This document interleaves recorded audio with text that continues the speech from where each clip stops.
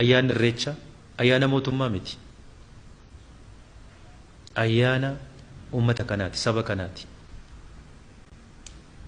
Kanaafiyyuu ummanni kun yookiin sabni kun akkaataa aadaa isaatiin ayyaana kana kabajachuu qaba. Sanaaf waan gargaaruu qabu duwwaa gargaara malee kana keessatti qooda fudhate yookiin abbaa ayyaana kanaa ta'e kabajuun irra hin jiraatu. Yoo kana ta'e aadaa balleessuudha. Aadaa maleedha kun mataan isaayyuu. Gadaatu garoomina garooma jabeeffanna irreechi irree keenya waaqa galatoonfanna handhuura abbaa kiyyaa qomoon kolubuu kiyyaa arrallee na boodii safaa dhalachuun kiyyaa. Ayyaana kana akkamitti kabajna nuti? Akkuma gaafa ximqataa taabonni ba'ee uummanni walitti bahee kabajatu, uummanni amantaa kiristaanaa kabajatu. Akkuma guyyaa gaafa iidaa maalis ta'e masgidatti ba'ee isteediyeemitti ba'ee itti kabajatu gargaarsi mootummaan godhuufi akkasumattidha irreechis kan abbaan seeraa gaafa ximqataa sana abbaan ayyaana sana kan qajeelchu eenyu?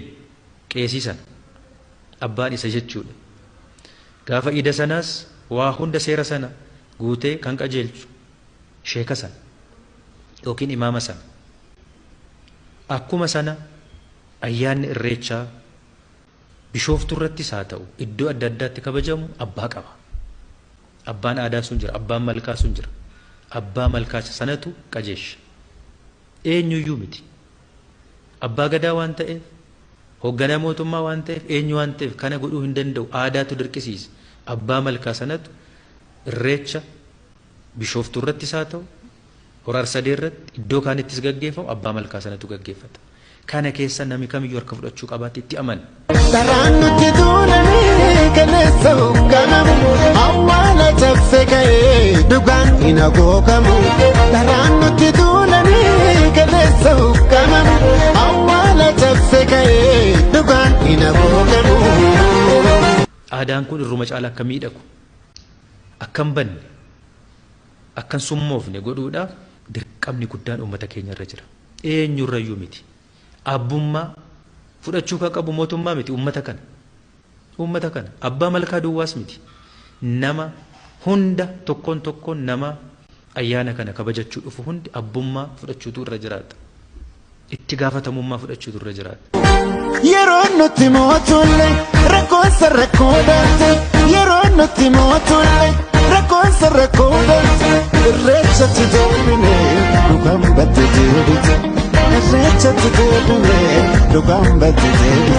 Anatochi keessatti miidhaga ayyaanni kun yoo miidhage tokkoon tokkoon Oromoota achi keessatti miidhaga yoo badee'u tokkoon tokkoon ana dabalate hunda keenyatu keessatti gurraacha.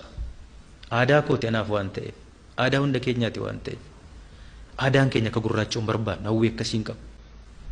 Aadaa miidhagaa arga qabaanne kan miidhagsuu qabu nuti on nama miti kan nu miidhagsu.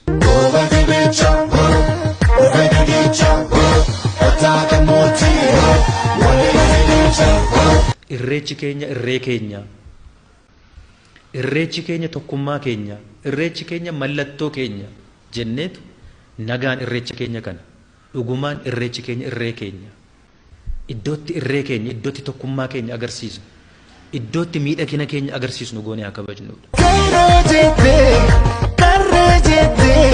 Folle jette, adon bade, kadam bade.